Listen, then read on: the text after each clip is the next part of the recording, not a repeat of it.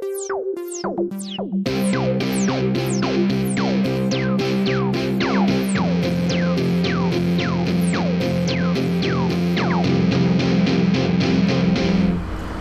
and welcome to Porn and a Donut, the adult industry interview show recorded inside a donut shop. This is Sam Saturday.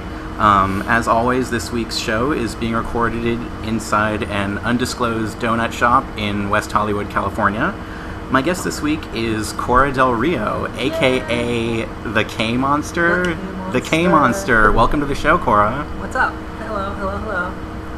Pleasure to be here. Thanks for coming. Thanks for coming out on such a rainy day. It's pretty dreary out today. I actually like the rain. It's one of the biggest things I've missed moving here to LA.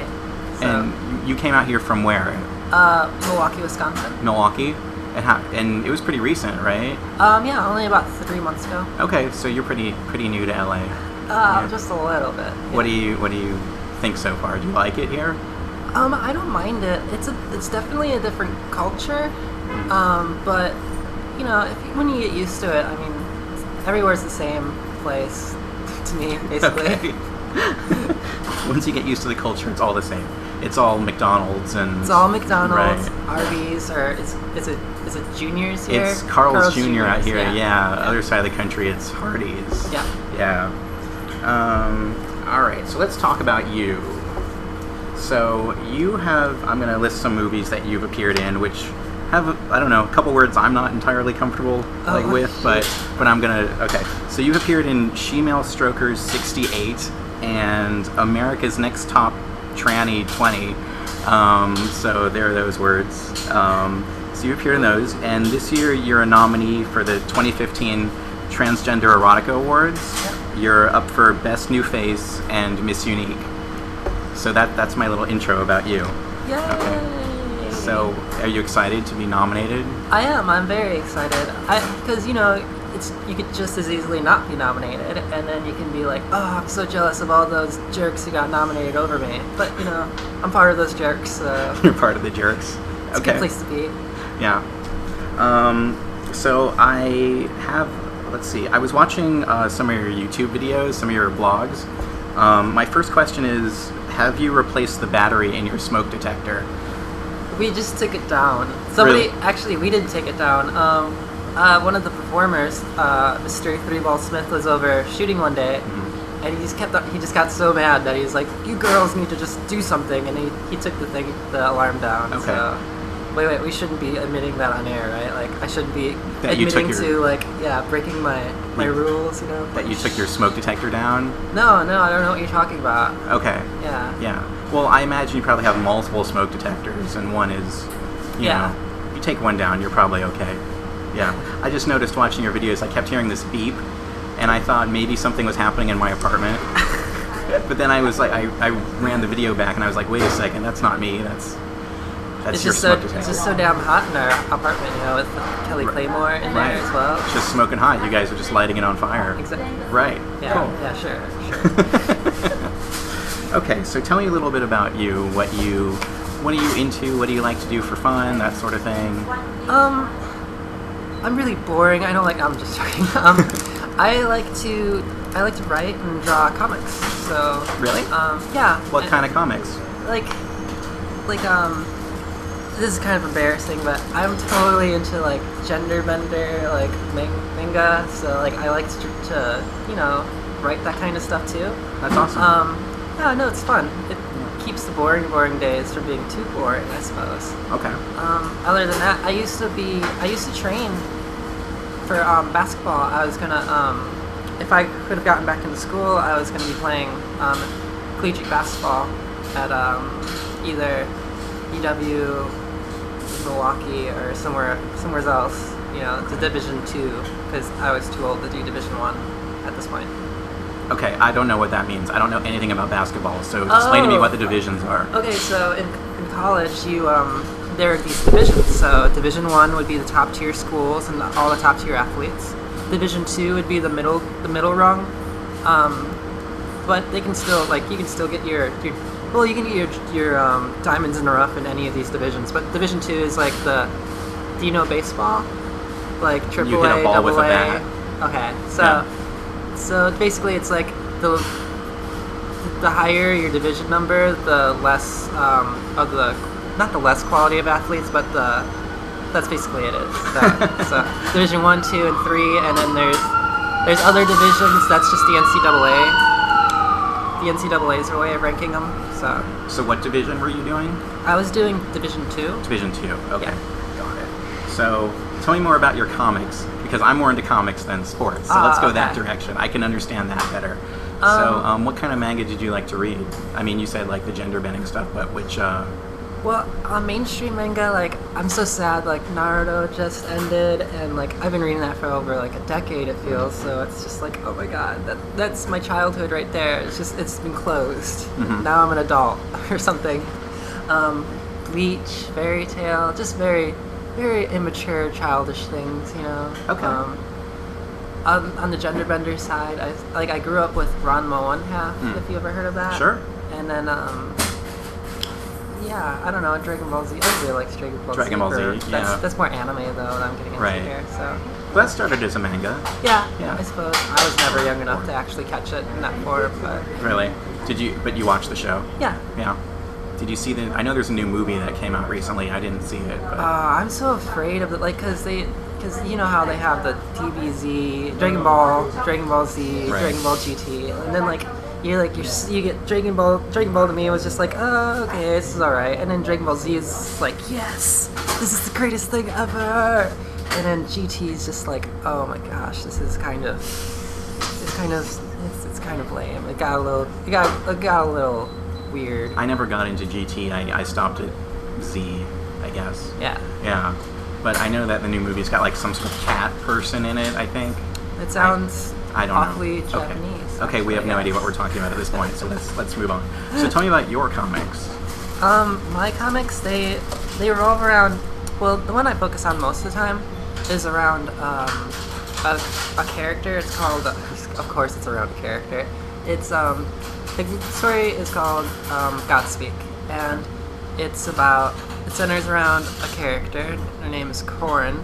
I've been writing this on and off since I was in sixth grade. So, in Korra, the reason why it's so close to my name is because basically I kind of lived vicariously through this character growing up. Like, I couldn't do the same things that I wanted to do as the other gendered kids, so being trans, so I'd create a character, and then I would spend my time every single day of every single hour of every single day, like, you know, just imagining being somewhere else in a different scenario as the proper, like, me. It's so weird, like, and I didn't, like, for me, I'm a late bloomer, so like I didn't realize what trans was until I was in my 20s. Okay. So it's so weird looking back and reading when I was describing a character, I was saying, yeah, it's a character who's born a guy, but like his inner soul is a female, and he has to discover how to accept himself as a her, or she, and stuff like that. And it's like before I even read any of the gender theory and all that stuff, I was like, wow, they were pouring on, because that's totally what I was feeling. So it just sort of came to you naturally without really any sort of like outside influence. Well, I mean, I did.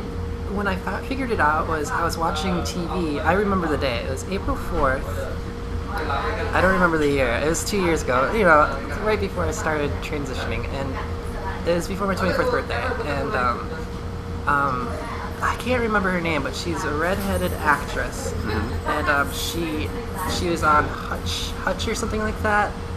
She's transgender, and she's absolutely beautiful. And they're like, yes, transgender actress, interview here. And I was like, what is a transgender actress?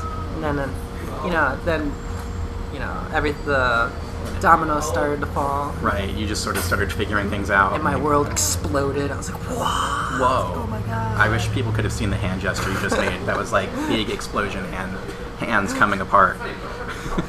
So, are people able to see your comics anywhere? Not the comic portion, and I haven't been able to find. I've never been able to afford the proper equipment. That I'm very, very self-conscious about my art.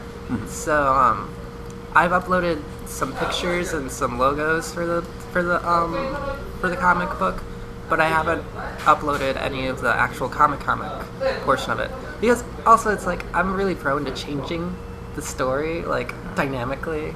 So it's, one day I'll like decide on something, and then I'll do it all. But so you'll just write and then rewrite and yeah, I know it's horrible. No, that's not bad. But one day you just have to put something out there. You just have to finish it. Because I don't know if you know, but I do comics also. So oh, cool. Yeah, so I've been doing that for a long time. So that's why I'm asking so much about your comics. Oh, cool. No, that's awesome. Yeah. But yeah, sometimes you just have to decide that you're going to write something and draw something and then just put it out there no matter what it is. So I encourage you to get your comics out there, because I'm sure people would love to see them. I hope they would like to see them, definitely. I'm sure they would. So I saw that you actually have an Indiegogo campaign going on. Do you want to talk about that? Oh, sure. Of course. Okay, let's talk about it. Me and Kelly, your roommate, or my roommate Kelly Claymore. We launched an Indiegogo campaign to help fund ourselves for what's termed gender confirmation surgery. It's more commonly known as SRS, or sex reassignment surgery.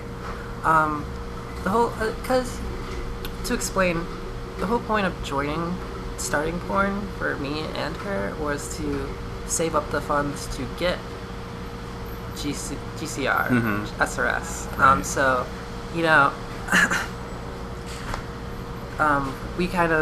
we didn't realize that our segment was kind of niche, as much as it was. Your segment of adult entertainment. Oh, okay, got it. So we were expecting to be a bit more, we were expecting our venture into this to be a bit more lucrative than it turned out to be. Okay. Okay, we're back. Sorry, we had a little technical difficulty, but we're back on it now. Yay! Okay, so let's talk about your Indiegogo campaign. Okay, so it's centered around me and Kelly Claymore. Right. And it's to sponsor our SRS, which is the older term for what we call now gender confirmation surgery. And what that, I think everybody knows what that entails, kind of, right? Yeah. But it's really the first start. It's the starting point from where I want to go with this. I've been planning on doing a documentary with a very well-known and accomplished documentarist, videographer, and I'm sorry. And one of the major parts of the movie, the documentary, would be following the transitioner to the point of SRS. Just following through the entire thing from beginning, what you have to do, what you have to overcome, to the middle of struggling to get to the end, and then the end, and see how it affects everybody's lives around them, themselves. So it wouldn't just be about the subject of the documentary. It would be about about everything that is connected to it. Yes. Okay. Yeah. I think the title. We were pretty happy with the title we came up with for it. It was The T is Silent. Okay. The T is silent. Yes. Okay. So we're building up to doing that, and one of the major financial burdens for the documentary would be to finance the SRS for one of the girls. Right. So that's why we launched an Indiegogo to help finance the surgeries. And then we would, after the surgery, at least one of the surgeries had been paid for and financed, then we could start moving along in the documentary. Right. So how long does the campaign last for? Like, when does it end? The campaign lasts for 60 days, but we're already 4 days in. So just 4 days in so far? Okay, this is going to go up in a couple weeks, so there should be still plenty of time for people to hear this, and then hopefully go to the campaign and contribute some money. Of course, if we don't hit the goal, then we're gonna have to start. We're gonna have to start all over from scratch to get this. In the meantime, it's not like we're not putting finances towards everything, but since most of everything that I'm earn is more going towards equipment and paying for post-production, pre-production, and all of that for the documentary. It's kind of kind of strained trying to afford the actual surgeries. Okay, well, hopefully people listening to this will take an interest and go check out your campaign, and then hopefully contribute some money. That'd be amazing. Yeah, make sure. Well, I'll put up the link to your campaign on the Porn and a Donut website when this goes up. Oh, that would be. Thank you so much. Yeah, and no problem. I really encourage you guys to go over there and check it out. And it's a big deal to me. And I hope you guys can, after reading it, can understand how it would help. Mostly how it would help. No, not mostly. Mostly, yeah. How it would help the community. Like with the documentary, but especially how it would help one of us or both of us to really achieve the body symmetry that we've always been longing to striving for. Yeah. Well, I think it's really great. I think it's a really great campaign, a really great idea for a documentary. So I'm hoping it gets off the ground for you. That'd be awesome. Fingers crossed. Yeah, absolutely. Okay, totally switching gears right now. I read that you are, quote, a bomb skateboarder. I won't deny it. Tell me about your skateboarding skills. Well, I've been skateboarding since high school, so it's like, oh my god, I don't want to say how long it's been since high school. Just a few years. Just a few years. But you're really great at it. Yeah. And I'm really awesome at it. Like, not really awesome, I'm sorry. I might have been hyping myself up a little. You can be proud of your skills. You can be proud of your skateboarding abilities. Yeah, no, I can do most everything. It's just, sometimes, I'm not a competitor like most people are, like, so I'll get intimidated by big things. Actually, I'm only intimidated by one thing with skateboarding. It's like that stupid grinding. Like, I cannot do it for my life. Okay. Minus grinding, like, rails and all that stuff. Like, I love, like, ollieing sets, like, big sets, like 8-10 set staircases, and, like, doing kick flips on them, trying to do, like, tray flips and Can people see you doing this anywhere? Do you have any video of it? I don't have any video that I would want people to see of me doing it anymore, because it was pre-transition. Okay. And lately I've been doing a lot of modeling, so I can't really skate like I want to. What, you're out of practice? Well, no, I mean, I still sneak in skating sessions, but, like, if I skate a week before I have a shoot somewhere, be it modeling for adult or non-adult, then I might have big scabs and bruises all over my body, and I can't afford to do it. So okay, that makes sense. I had to hang the skateboard up. Okay. Well, I mean, I guess that's because you've got a whole other part of your career going on. Exactly. So. It's the risk-reward kind of thing. Right. Well, maybe at some point if you have, like, a break from modeling for a little while, then you'll go back to skateboarding. You better bet I'm going to be back skateboarding. Okay. Cool. Well, I would like to see that one day. I cannot skateboard. I'm terrible at it. It was, like, popular when I was, like, a kid. Like, it became, like, this thing in the 80s, and I couldn't do it. All the kids had skateboards, and I just kept falling down.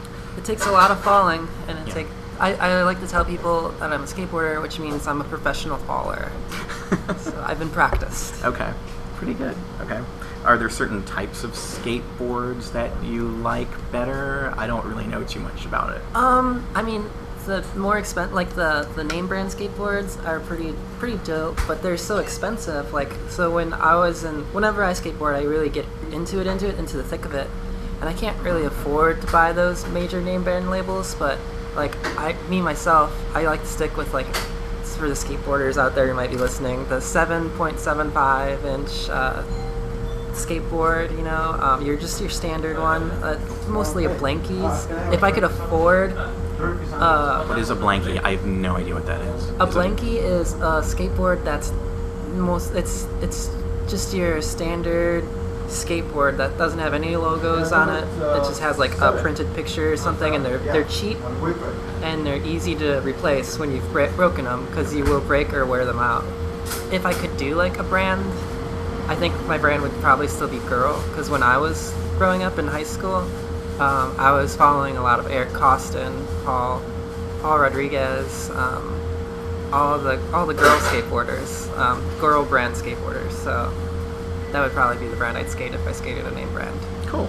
All right. Well, I think we're getting about to the end here. Anything you want to, like, plug or promote or anything before we go? Well, we already promoted the Indiegogo. So, right. That's really cool. I really encourage you guys to go visit it because it's kind of my world right now. I did actually launch a solo site recently called Korra Del Rio .xxx, so you can find me there. Okay, I'll put the link up for that too. Awesome. Okay, Korra Del Rio .xxx. .xxx? .xxx. Got it. Okay. Well, thanks for joining me. What kind of donut did you have? I had this really weird, deformed, delicious-looking piece of heaven. That's how I can describe it. I don't know. What is it? I mean, is it a donut, or is it like apple or something? I don't know. I think it's a donut. It's just like Okay. this is how I eat all my food. I like mix it up until it looks like vomit, and then vomit delicious, and then Vomit delicious. yeah, that's what I go for donuts then too. It has to Okay. look like it's been chewed or something prior to. I think Vomit Delicious is like a good name for like a restaurant or something, like a franchise. Okay, Korra Del Rio, thanks for joining me. I appreciate you being here on this rainy day in Los Angeles.